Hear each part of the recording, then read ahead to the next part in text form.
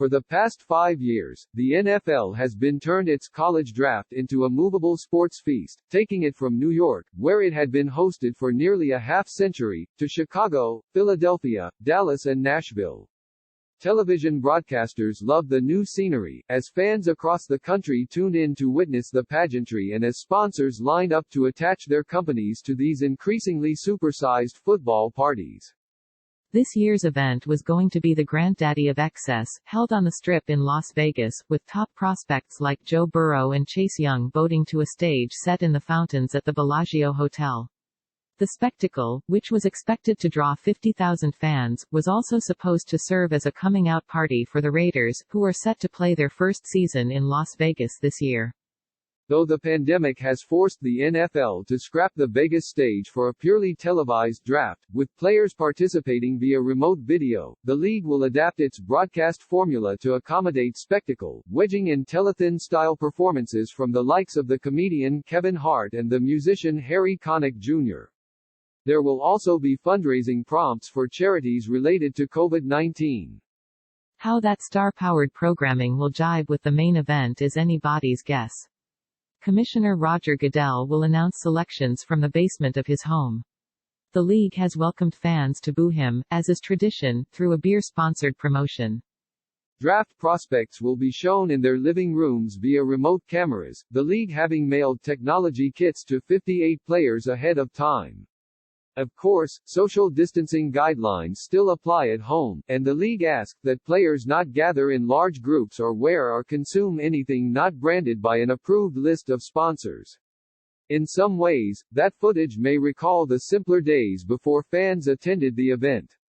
In others, viewers will still be reminded that the draft, broadcast to millions of fans on several TV networks as well as on various streaming apps, is as much about celebrating the business of the NFL as it is about the players. The 85th NFL Draft will be broadcast on ABC, ESPN, ESPN Deportes and the NFL Network, and it will be streamed here. The first round is scheduled to start Thursday at 8 p.m. Day 2, which covers the second and third rounds, will begin Friday at 7 p.m. Day 3, consisting of rounds 4 to 7, will begin at noon Saturday. Teams will have 10 minutes to make their first-round picks on Thursday, 7 minutes for their second-round picks on Friday, then 5 minutes for rounds 3 through 6 and 4 minutes for the seventh and final round on Saturday. If there are technical glitches while a team is on the clock, the NFL will have the option of extending the amount of time the team has to make a pick. In normal years, team employees assemble in so-called war rooms at their facilities.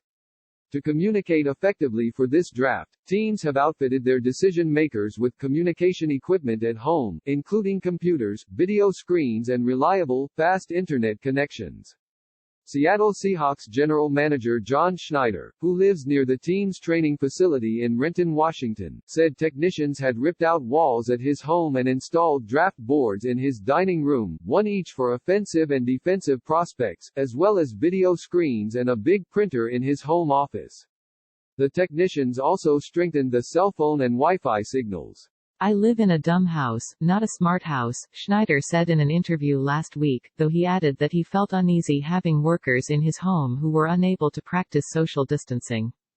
Other coaches and executives posted details of their at-home setups on social media.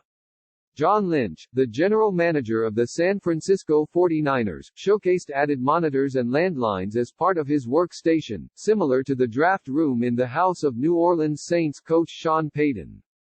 As in recent years, quarterbacks and wide receivers are expected to take center stage.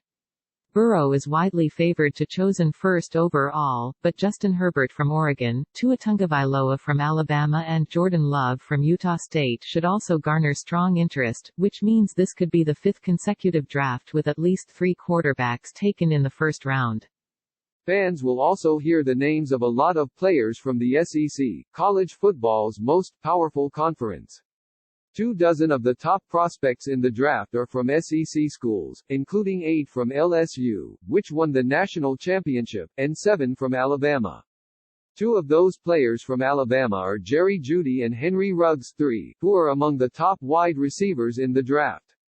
They are looking to become the fifth pair of receivers from the same school drafted in the first round in the same year since 1967. Offensive linemen have also been in favor in recent years as teams aim to protect their quarterbacks. Mekhi Becton from Louisville, Andrew Thomas from Georgia, Jedrick Wills from Alabama and Tristan Wirfs from Iowa are considered the most likely from their position group to be selected early. The San Francisco 49ers made it to the Super Bowl last season on the backs of their dominant pass rushers. Other teams surely took note. Ohio State defensive end Chase Young is likely to be the first defensive player chosen in the draft, as the Washington Redskins have the second overall pick and a defensive-minded new head coach in Ron Rivera. Young would follow in the footsteps of Nick Bosa, a former college teammate, who was chosen second overall last year by the 49ers. Derek Brown from Auburn and Javon Kinlaw from South Carolina are names to watch as well. Continuing a recent trend, teams will also seek to strengthen their defensive backfields. Jeff Okudah from Ohio State is expected to be the first cornerback chosen, especially if the Detroit Lions, who traded the Pro Bowl cornerback Darius Slay in March, keep the third overall pick. C.J. Henderson from Florida and Christian Fulton from LSU also have strong chances of being first-rounders. The pandemic could alter teams' strategies when making picks. Because team facilities are closed and all travel banned, coaches and scouts have had fewer in-person interviews with prospects than in other years.